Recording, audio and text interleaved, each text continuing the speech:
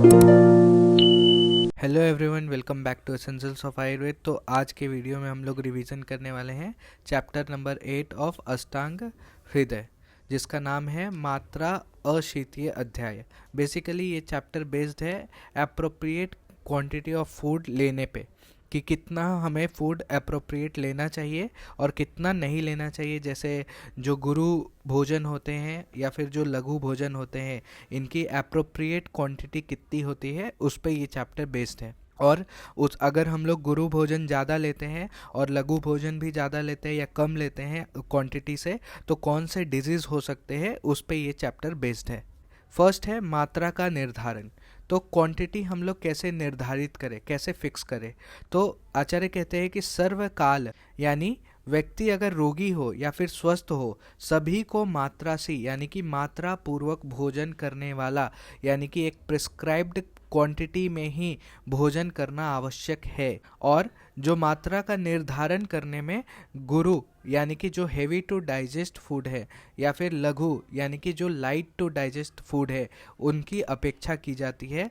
For example, अगर हम लोग गुरु भोजन खा रहे हैं, हेवी टू डाइजेस्ट फूड खा रहे हैं, तो कितना क्वांटिटी खाना चाहिए ताकि वो ईजिली डाइजेशन हो सके उसका और हमारे अग्नि को वो प्रवर्तक करे। और ठीक वैसे ही लघु भोजन के साथ, अगर हम लोग लघु भोजन कर रहे हैं तो ऑब्वियसली हेवी गुरु भोजन से ज़्यादा खाना पड़ेगा लघु भोजन, ताकि वो अच्छे से डाइजेस्ट हो पाए।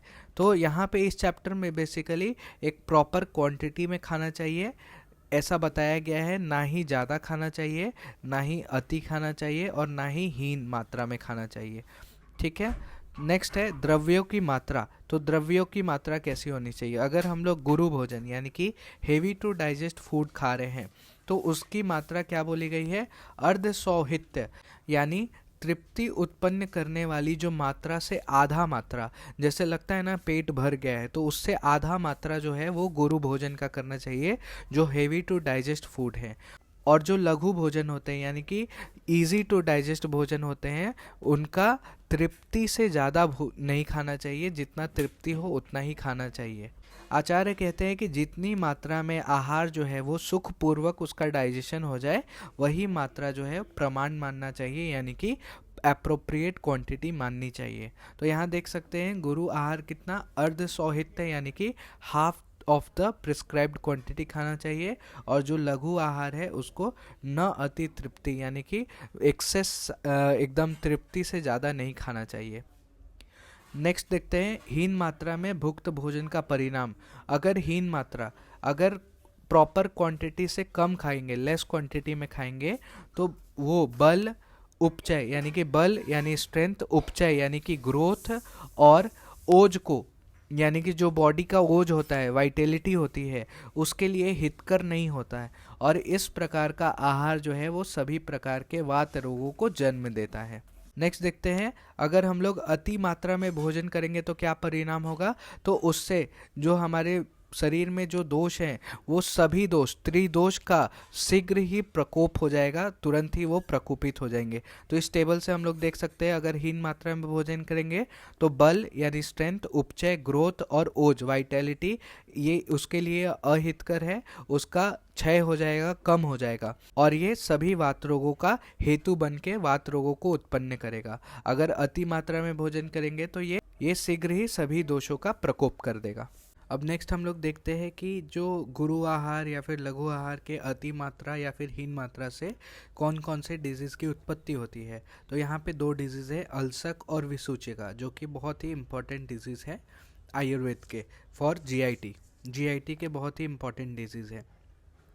तो अधिक मात्रा में भुक्त भोजन से वातादि दोष का पीड़न होकर त्वरित कोपन हो जाता है। यानी कि अगर हम लोग ज़्यादा मात्रा में ज़्यादा क्वांटिटी में कोई भी भोजन करते हैं, तो वात आदि जो 3 दोष हैं, वात पित्त कफ, वो पीड़ित हो जाते हैं और तुरंत ही उसका प्रकोप हो जाता है।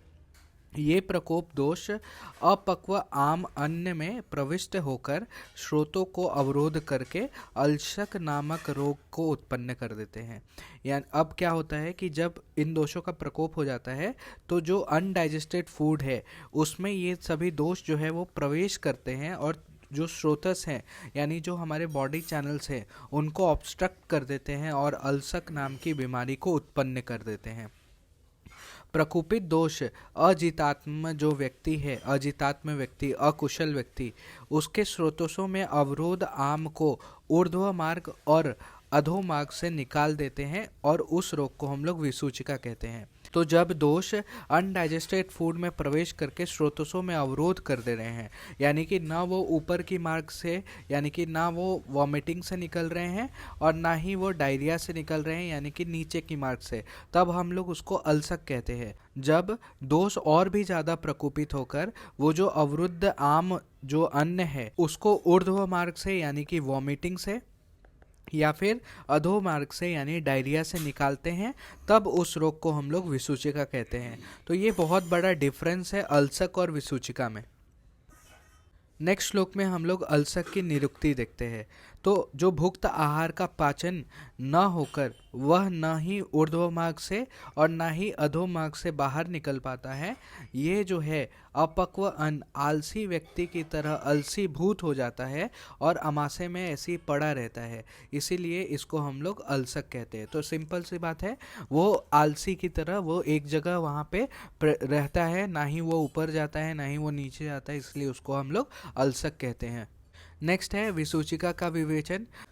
अत्यंत प्रकोपित यानी कि बहुत ज़्यादा प्रकोपित जो वात आदि जो दोष हैं उनसे उत्पन्न जो नाना प्रकार की वेदनाएं हैं, जो भी पेनफुल सिम्टम्स हैं, और जो गात्र यानी कि शरीर में जो भी सूची भेदवत यानी कि नीडल के प्रिकिंग होने जैसा लक्षण से संयुक्त होगा, तब हम लोग उस विकार को हम लोग विसूचिका कहते हैं। तो विसूचिका में एक तो याद रखना है कि या तो ये वॉमिटिंग से यानी कि ऊर्ध्व मार्ग से और एक अधो मार्ग से यानी डायरिया से यहाँ पे जो अनडाइजेस्टेड फूड है वो बाहर निकलता है, और दूसरा सूची भेदनवत पीड़ा होती है यानी कि नीडल के चुभाने जैसी पीड़ा होती है, उसको हम लोग विसूचिका कहेंगे।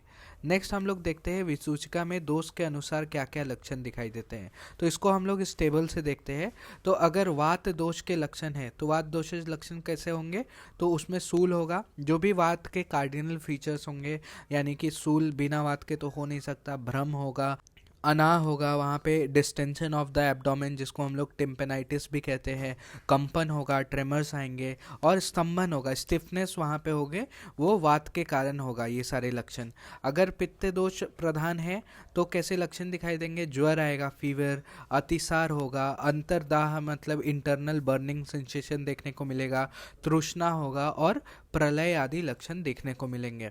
नेक्स्ट अगर कफ की प्रधानता होगी तो छर्दी, अंग में गुरुता, वाक संग यानी कि जो बोलने में डिफ़िकल्टी होगी, और स्टीवन यानी कि बहुत ज़्यादा वहाँ पे सलाइवेशन होगा जिसको हम लोग लाला स्राव, बार बार वो रोगी थूकेगा, तो उस वो जो है वो कफ के प्रधान के लक्षण दिखाई देंगे। ठीक है।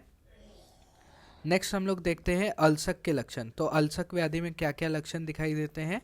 एक तो वो दुर्बल रहेगा, बहुत ज़्यादा वीक रहेगा, अल्पवन्ही यानी कि जो मंदाग्नि होता है, पुअर डाइजेस्टिव स्ट्रेंथ रहेगा उसका। नेक्स्ट है वेग विधारण, जो भी वेग को धारण करने वाले व्यक्ति में जो अन्न है जब वात और कफ के द्वारा अवरुद्ध हो जाता है, ऑब्स्ट्रक्ट हो जाता है, तब दोषों के द्वारा क्षुब्ध होकर अन्न जो है वो शल यानी फॉरेन बॉडी बनकर अलस यानी कि स्थित स्लगिश हो जाता है, जिससे वहाँ पे छर्दी और अतिसार रहित यानी कि वॉमिटिंग और डायरिया एब्सेंट रहेगा, ऊपरुक्त तीव्र शूल होगा, इंटेंस कॉलिक पेन होगा।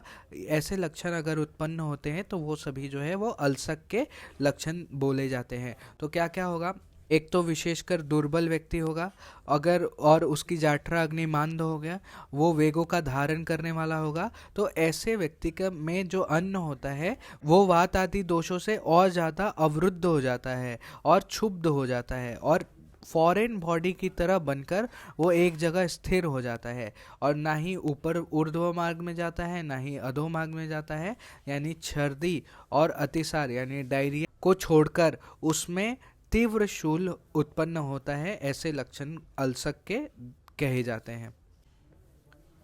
नेक्स्ट है जो दंड अल्सक के क्या क्या लक्षण हैं।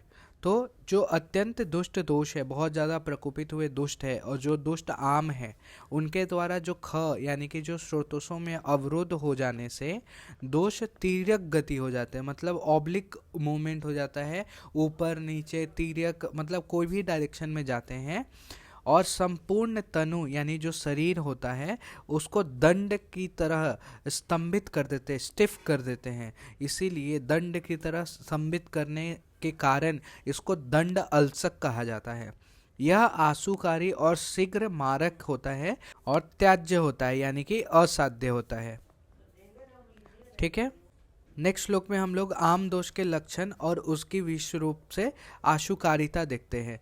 तो विरुद्ध आहार, इनका सेवन करने वाले, अध्यसन करने वाले, बहुत ज़्यादा खाना खाने वाले, ओवर ईटिंग करने वाले, और अजीर्ण में भी भोजन करने वाले, जिनका डाइजेशन अच्छा नहीं है, वो तब भी इनडाइजेशन में भी ज़्यादा भोजन कर रहे हैं, इनमें उत्पन्न होने वाले लक्षण विष के समान लक्षण वाले होते हैं। इनमें जो लक्षण उत्पन्न होते हैं वो विष के समान पॉइजनस लक्षण होते हैं, महाघोर या फिर अति कष्टदायक होते हैं। विष संज्ञक आम दोष की चिकित्सा वर्ज्य मानी गई है, कॉन्ट्रा इंडिकेटेड मानी गई है, क्योंकि वह विष रूप है, आशुकारी है तथा विरुद्ध उपक्रम वाला है, मतलब अपोजिट ट्रीटमेंट मॉड्यूल से काम करता है, इसीलिए उसको विरुद्ध माना गया है। उसकी चिकित्सा जो है वो वर्ज्य मानी गई है, कॉन्ट्रा इंडिकेटेड मानी गई है। नेक्स्ट है अल्सक की चिकित्सा। अल्सक की चिकित्सा देखते हैं तो साध्य और अलसीभूत आम से पीड़ित व्यक्ति को तुरंत उल्लेखन या फिर वमन कराएं। अगर जो अल्सक से पीड़ित व्यक्ति है उसको तुरंत ही वमन कराना चाहिए। वमन कौन से द्रव्य से कराना चाहिए? उग्रा या वचा, पटु या नमक और मदन फल, इनके चूर्ण को उष्ण जल से पिलाना चाहिए, जिससे वमन होता है। मल और वात का अनुलोमन करने वाले स्वेदन और फलवर्ती जो सपोजिटरीज होते हैं उनका प्रयोग करना चाहिए। आम दोष से नम्यमान अंग अर्थात जो संकोच ग्रस्त अंग है, स्पाज्म जहाँ पे हो रहा है जिस बॉडी पार्ट में, उसका तीव्र स्वेदन करना चाहिए और उनका वस्त्र आदि से वेस्टर्न करना चाहिए, मतलब उसको कपड़े से लपेटना चाहिए। नेक्स्ट हम लोग देखते हैं विसूचिका की विशेष चिकित्सा क्या बताई गई है। अतिवृद्ध विसूचिका में पार्शनी का दाह, यानी जो भी कॉटराइजेशन करते हैं एंकल रीजन में, एंकल रीजन में क्या करना है? कॉटराइजेशन करना है, प्रशस्त माना गया है, तो वहाँ पे पार्शनी का कॉटराइजेशन करना है, वहाँ पे अग्निकर्म हम लोग कर सकते हैं। फिर आचार्य कहते हैं कि उसी दिन जिस दिन उसको अग्निकर्म किया पार्शनी में, तो एंकल रीजन में, उसी दिन उससे उपवास कराना है और विरेचन के जैसे रोगी की तरह उसका उपचार करना है। ठीक है, तो ये टेबल में हम लोग देख सकते हैं अल्सक की चिकित्सा क्या थी। उल्लेखन यानी कि वमन कर्म कराना है, वच्चा, लवण और मदन फल उष्ण जल में मिला के देना है, स्वेदन करना है, फलवर्ती का प्रयोग करना है जिससे मल और वात का अनुलोमन हो जाएगा, और जो भी स्पाज्मोटिक अंग है, जो भी पार्ट है जिसमें स्पाज्म हो रहा है, उसको स्वेदन करके, इंटेंस स्वेदन करके उसको वेस्टर्न कर देना है, यानी कि कपड़े से लपेट देना है। तो विसूचिका में क्या देखा हमने? दहन कर्म करना है, अग्निकर्म करके जो भी पार्शनी प्रदेश में, एंकल रीजन में, और फिर उसको उपवास कराना है और विरेचनवत उपचार करना है। नेक्स्ट हम लोग देखते हैं आम दोष में शमन औषधि का निषेध बताया गया है।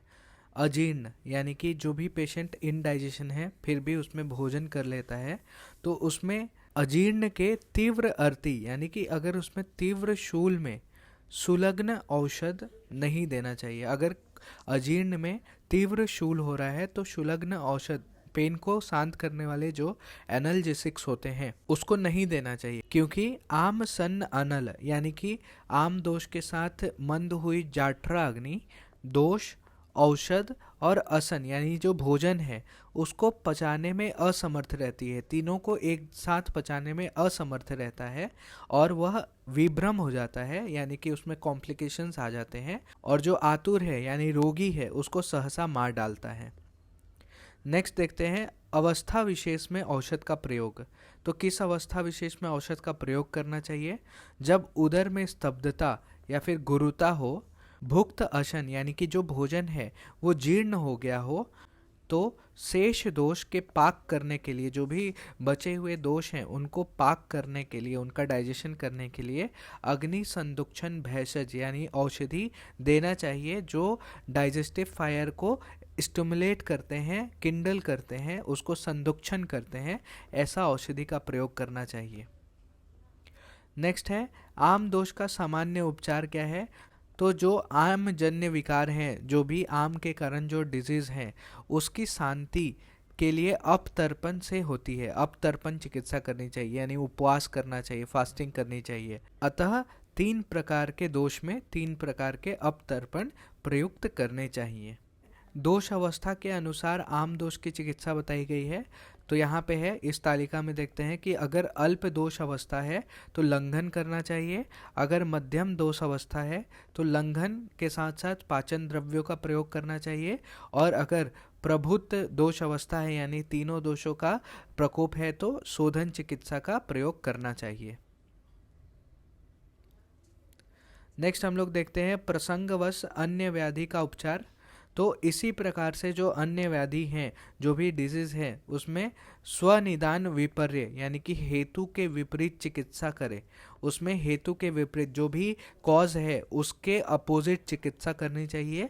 लेकिन अगर दोष का अनुबंध उस व्याधि में बना रहे तो हेतु विपरीत चिकित्सा को छोड़कर हम लोग को व्याधि विपरीत चिकित्सा करनी चाहिए, यानी कि उस डिजीज से विपरीत चिकित्सा, स्पेसिफिक ट्रीटमेंट जो डिजीज का होता है वो करनी चाहिए। या फिर उसको हम लोग हेतु व्याधि विपरीत चिकित्सा भी कर सकते हैं, against the cause and disease दोनों। ठीक है। नेक्स्ट श्लोक में पक्व दोष और आम विकार का उपचार बताया गया है।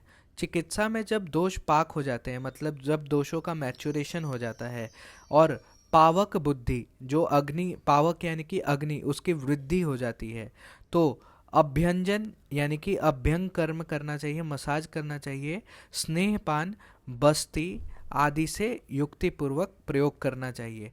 तो अगर हम लोग पक्व दोष की और आम विकार की का उपचार कैसे बताया गया है, तो चिकित्सा में जब दोष का पाक हो जाए और अग्नि की वृद्धि हो जाए तो अभ्यंग कर्म करें, स्नेहपान कराएं और बस्ती आदि से उसको युक्तिपूर्वक प्रयोग करना चाहिए। अब नेक्स्ट श्लोक में हम लोग अजीर्ण के टाइप्स देखने वाले हैं। तो अजीर्ण के टाइप जो हैं वो वात, पित्त और कफ, वात, पित्त और कफ के बेसिस पे यहाँ पे देखने वाले हैं। तो वात के कारण जो होता है वो विस्तब्धा जीर्ण होता है, पित्त के कारण विदग्धा जीर्ण होता है और कफ के कारण आमा जीर्ण होता है। तो ये तालिका इस टेबल से हम लोग देखते हैं, इजी पड़ेगा हमें। तो अजीर्ण के भेद यहाँ पे 3 प्रकार के, आमा जीर्ण जिसमें कफ दोष का आधिक्य होता है, विस्तब्धा जीर्ण जिसमें वात दोष का आधिक्य होता है और विदग्धा जीर्ण जिसमें पित्त दोष का अधिक होता है। तो आमा जीर्ण के लक्षण क्या क्या बताए हैं। तो अक्षी शोथ यानी कि जो अक्षी हैं, आँखों में शोथ हो जाता है, वहाँ पे एडिमा कॉज हो जाता है। गंड सोफ, गले में एडिमा कॉज हो जाता है, शोथ कॉज हो जाता है, स्वेलिंग आ जाती है। सद्यो भुक्तवत उद्गार, मतलब जो अभी खाया है, जो भी खाना अभी खाया है वैसा ही डकार आता है। इसकी चिकित्सा बताई गई है, तो इसकी चिकित्सा है लंघन चिकित्सा। आमा जीर्ण में क्या चिकित्सा देनी चाहिए, लंघन चिकित्सा करनी चाहिए। नेक्स्ट है विस्तब्धा जीर्ण, जो कि वात दोष के अधिक्य से होता है। इसमें शूल देखने को मिलता है, विबंध देखने यानी कि कॉन्स्टिपेशन देखने को मिलता है, आद्यमान और साद यानी कि अग्निसाद, अग्निमांद। और इसकी चिकित्सा क्या है, भ्रुश स्वेदन, वहाँ पे स्वेदन करने के लिए बोला गया है। लास्ट है हमारे पास विदग्धा जीर्ण, जो कि पित्त दोष के अधिक्य से होता है। इसमें तृष्णा, मोह, भ्रम, अम्ल उद्गार होता है, खट्टी डकार बोलते हैं वो देखने को मिलता है और दाह देखने को मिलता है, बर्निंग सेंसेशन। और इसकी चिकित्सा क्या है, वमन कर्म। तो चिकित्सा और इसके लक्षण बहुत ही इंपॉर्टेंट है, वो याद रखना है। तो आमा जीर्ण में हम लोग लंघन करेंगे, स्तब्धा जीर्ण में हम लोग भ्रुश स्वेदन करेंगे और विदग्धा जीर्ण में हम लोग वमन कर्म करके उसको ठीक करेंगे। नेक्स्ट हम लोग देखते हैं विलंबिका के लक्षण। तो यहाँ पे आचार्य कहते हैं कि कफ वात से अनुबंध और आमलिंग यानी कि जो आमज लक्षणों वाली जो भी सिम्टम्स है, आम के सिम्टम्स वाली विलंबिका। तो विलंबिका क्या है, जब कफ का वात से अनुबंध रहता है यानी कि प्रीडोमिनेंस रहता है और आम के लक्षण दिखाई देते हैं, तो हम लोग उसको विलंबिका कहते हैं।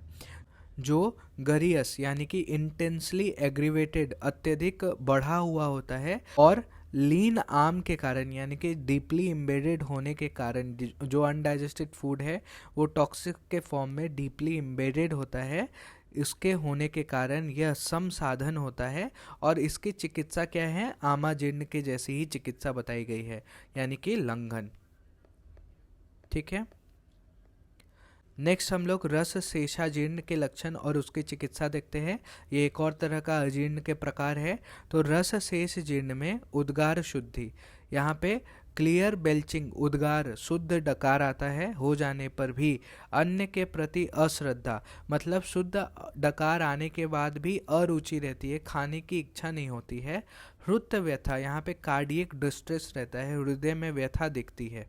इसमें अनाशित दिवास्वाप यानी कि बिना भोजन किए दिन में सोना कुछ समय के लिए करें। इसमें जिसकी चिकित्सा क्या बताई है पहले, कि बिना भोजन किए दिवा स्वाप करना चाहिए कुछ समय के लिए। तो आचार्य कहते हैं कि बिना भोजन किए सभी अजीर्ण में दिन में शयन करना चाहिए। भुभुक्षा यानी कि जो भूख लगने पर अल्प मात्रा में लघु भोजन करना चाहिए। तो रस शेषाजीर्ण के लक्षण क्या है, तो पहला है उद्गार शुद्धि के बाद भी अश्रद्धा अरुचि रहना, और दूसरा क्या है, हृदय व्यथा। तो इसमें आचार्य कहते हैं कि बिना भोजन किए दिन में कुछ समय के लिए सो जाओ, और सभी अजीर्ण में भी ऐसा करना चाहिए, और भूख लगे तो अल्प मात्रा में लघु भोजन करें।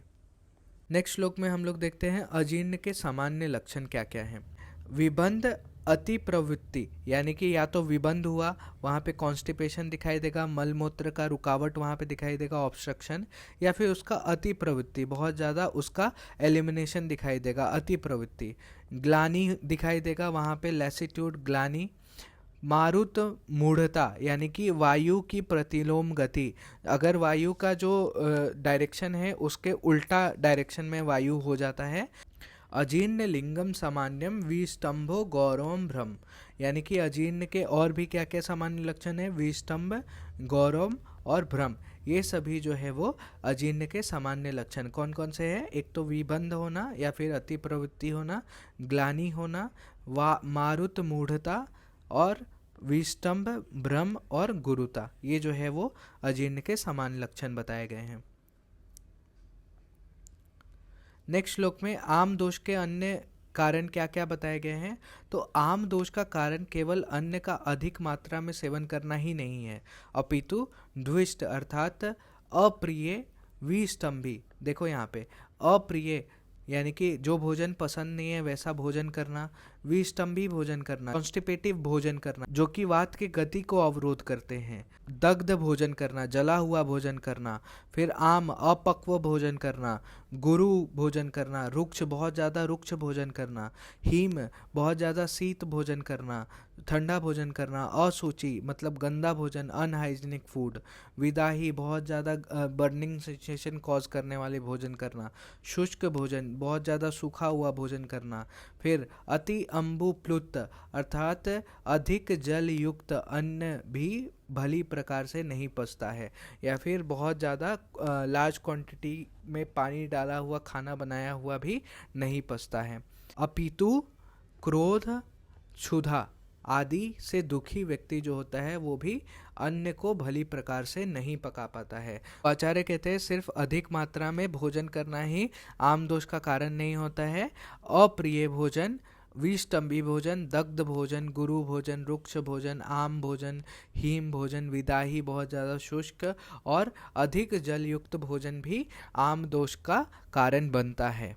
और भी मानसिक क्या क्या है, क्रोध है, शोक है और क्षुधा, ये सभी भी आम दोष के कारण होते हैं। नेक्स्ट श्लोक में हम लोग देखते हैं शन शमन आदि का लक्षण। ये भी बहुत इंपॉर्टेंट टॉपिक है, शन शमन आदि के लक्षण। तो इस टेबल से देखते हैं। तो यहाँ पे 3 प्रकार के होते हैं, एक संशमन होता है, दूसरा अध्यशन होता है और तीसरा विषमाशन होता है। तो 3 प्रकार के अशन के भेद बताए गए हैं। तो संशमन क्या होता है, पथ्यकर भोजन और अपथ्यकर भोजन को एक साथ सेवन करना जो है उसको समशमन कहलाता है। यानी कि जो पथ्यकर जो हमारे बॉडी के लिए हितकर है, अपथ्यकर जो हमारे बॉडी के लिए हितकर नहीं है, उसको एक साथ सेवन करना समशमन कहलाता है। अध्यशन क्या है? भुक्त अन्न के पाचन के पूर्व ही भोजन कर लेना, मतलब पहले किया हुआ भोजन पचा नहीं है फिर भी भोजन कर लेना, वो अध्यशन कहलाता है। और विश्वासन क्या होता है? अकाल में अल्प या अधिक मात्रा में भोजन कर लेना, मतलब अनटाइमली भोजन करना, रात के 1 बजे बहुत ज़्यादा या फिर अल्प मात्रा में भोजन कर लेना, ये सब विश्वासन कहा जाता है। नेक्स्ट श्लोक में हम लोग भोजन विधि के बारे में देखने वाले हैं। काल अर्थात समय पर, सात्मय यानी कि जो अभ्यास के अनुकूल आहार होता है, सूची निर्मल या फिर साफ भोजन, हितकारी स्निग्ध उष्ण लघु आहार को तन्मना भुंजितम, तन्मना होकर कॉन्सेंट्रेट करके, षड रस आहार यानी कि जो षड रस 6 रसों का जिसमें संयोग हो, जिसमें मधुर रस अधिक हो, ऐसा आहार न तो अधिक शीघ्रता से ना ही अधिक धीमे खाएं। तो आचार्य बोलते हैं कि समय पर भोजन करें, सात्मय भोजन करें, सूची भोजन करें, हितकारी भोजन करें, स्निग्ध उष्ण लघु आहार को कॉन्सेंट्रेट होकर खाएं, जिसमें षड रसों का संयोग हो, मधुर रस का अधिक हो, मतलब कार्बोहाइड्रेट जिसमें ज़्यादा हो, ऐसा आहार न तो बहुत ज़्यादा जल्दी खाएं और ना ही बहुत धीरे खाएं।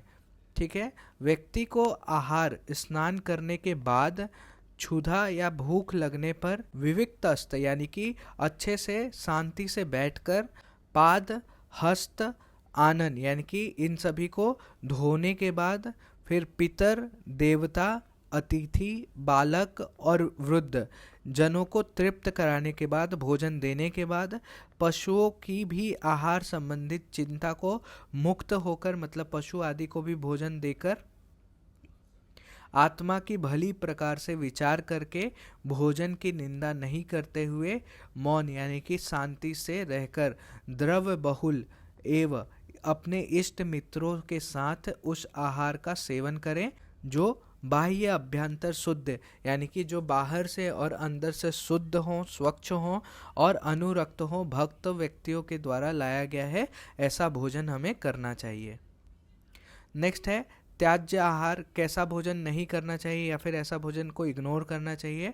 तृण केश आदि से युक्त भोजन, पुनः उष्ण या गर्म किया हुआ भोजन, शाक बहुल्य यानी कि बहुत ज़्यादा जिसमें वेजिटेबल्स लीफी वेजिटेबल्स हो, जिसमें अवर पदार्थ हो यानी कि जो इंग्रेडिएंट जो है उसकी अधिकता ज़्यादा हो, फिर अधिक उष्ण भोजन या फिर अधिक लवण युक्त भोजन, ऐसा सेवन नहीं करना चाहिए।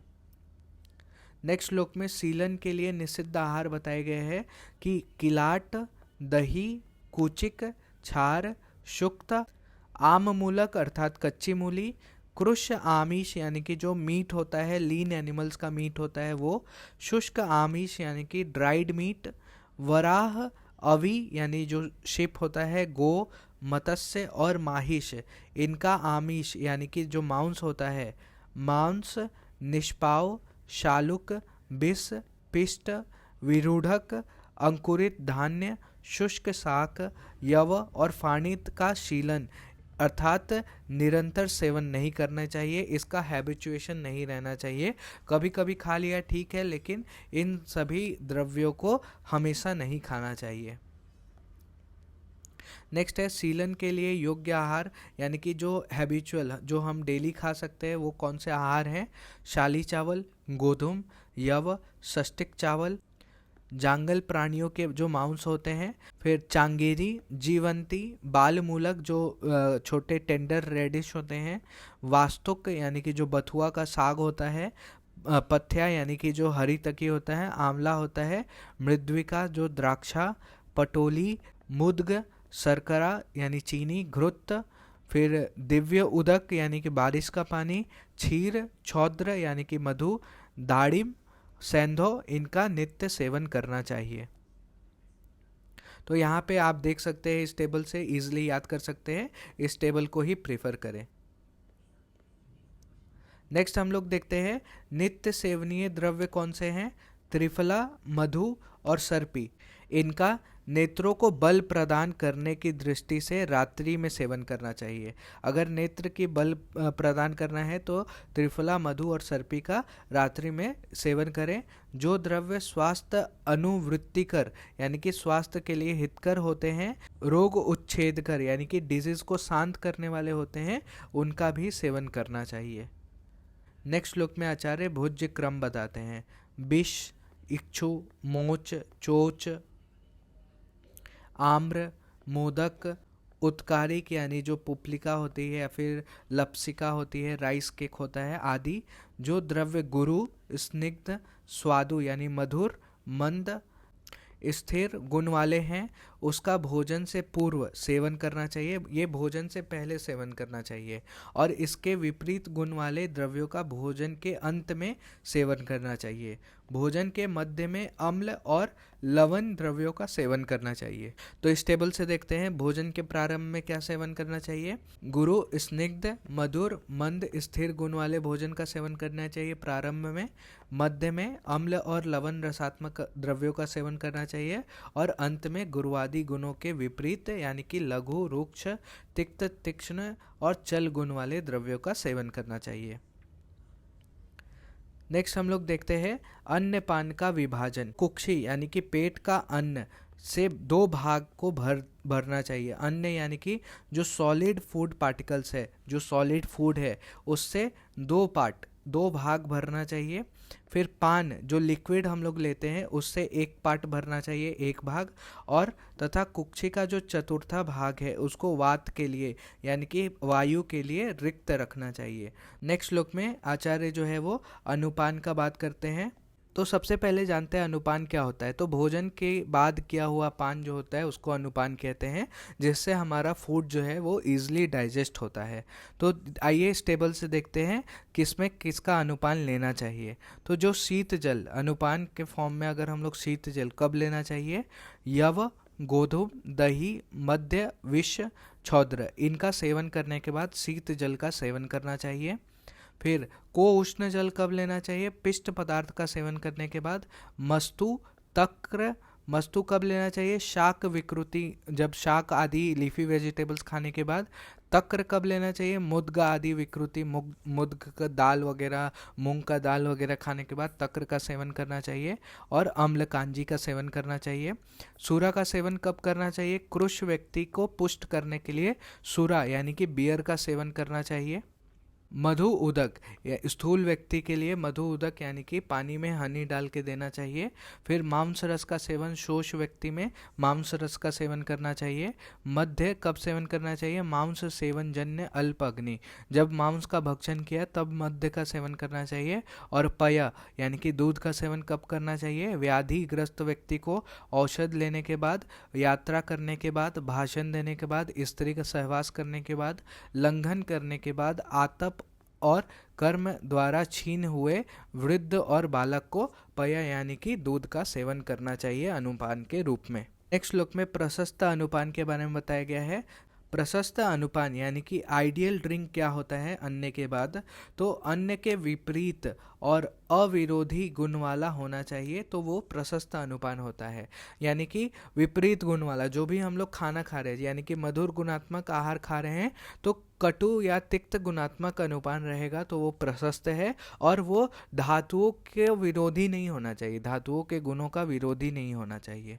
नेक्स्ट हम लोग अनुपान से क्या क्या लाभ मिलते हैं। तो अनुपान से हमें ऊर्जा मिलती है, तृप्ति होती है, व्याप्ति होती है, मतलब अन्य सभी स्रोतों में फैल जाता है अच्छी तरीके से। दृढ़ अंगता यानी कि हमारा बॉडी स्टेबल हो जाता है। अन्न के संघात को शिथिल कर देता है, छिन्न भिन्न कर देता है, ब्रेक डाउन कर देता है ताकि अच्छे से डाइजेशन हो सके।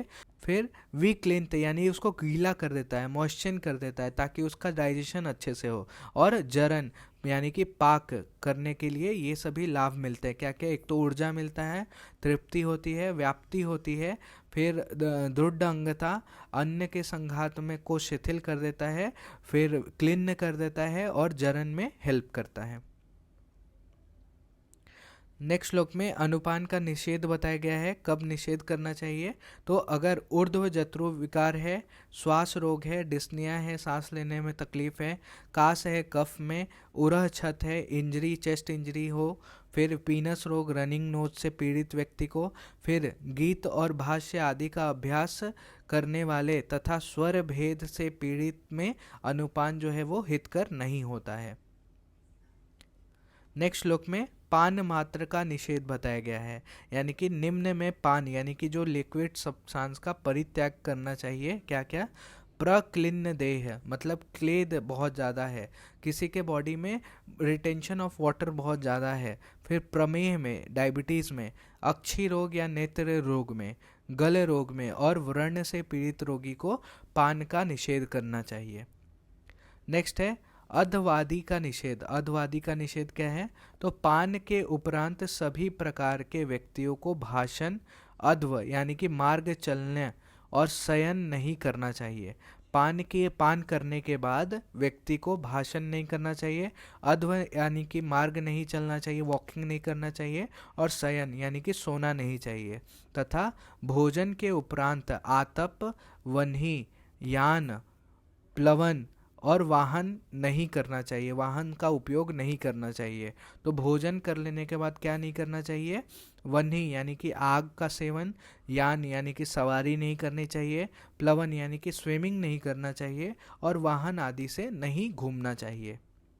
तो यहाँ पे इस तालिका में देख सकते हैं पान के बाद क्या नहीं करना चाहिए? भाषण नहीं करना चाहिए, अध्व यानी कि यात्रा नहीं करनी चाहिए, और शयन नहीं करना चाहिए, और भोजन करने के बाद आतप, अग्नि, यान, प्लवन और वाहन इनका सेवन नहीं करना चाहिए।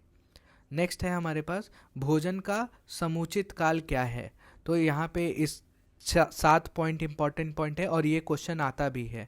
तो पहला है मल मूत्र की प्रवृत्ति के उपरांत समुचित काल क्या है, मतलब भोजन कब करें। तो पहला है जब मल मूत्र का अच्छे से त्याग हो जाए। फिर सेकंड है सुविमल हृदय मतलब मन की प्रसन्नता होने के बाद। थर्ड है स्वपथ दोष यानी कि वात आदि दोष स्व मार्गगामी हो, अपने अपने स्थान में प्रेजेंट हो, अपने अपने मार्ग में स्थित हो। फिर फोर्थ पॉइंट है विशुद्ध उद्गार होने के बाद यानी शुद्ध डकार आने के बाद। फिर फिफ्थ है क्षुद्ध उपगमन यानी कि भूख लगने के बाद। फिर वात अनुसरण वायु का अनुलोमन होने के बाद। और सातवां है उद्विक्त अग्नि यानी कि उद्रिक्त अग्नि हो, जाठरा अग्नि प्राकृत हो, नॉर्मल डाइजेस्टिव फायर हो। आठवां है विशद करण यानी इंद्रियां निर्मल हो, अपने अपने फंक्शंस में सेंसरी ऑर्गन्स अच्छे से काम कर रहे हैं। और लास्ट है हमारे पास शरीर में लघुता हो, तो हमें अन्न का सेवन करना चाहिए। क्या क्या है? मलमूत्र का त्याग होना चाहिए, सुविमल हृदय होना चाहिए, मन की प्रसन्नता, दोष अपने मार्ग में स्थित होने चाहिए, शुद्ध उद्गार, भूख लगना चाहिए, वात का अनुलोमन होना चाहिए, अग्नि दीपन होना चाहिए, फिर विशद करण यानी इंद्रियां निर्मल होनी चाहिए, और शरीर में लघुता होनी चाहिए। तो यहाँ तक हमने इस चैप्टर का रिवीजन कर लिया। Thank you, hope you like the video, please do like share and subscribe.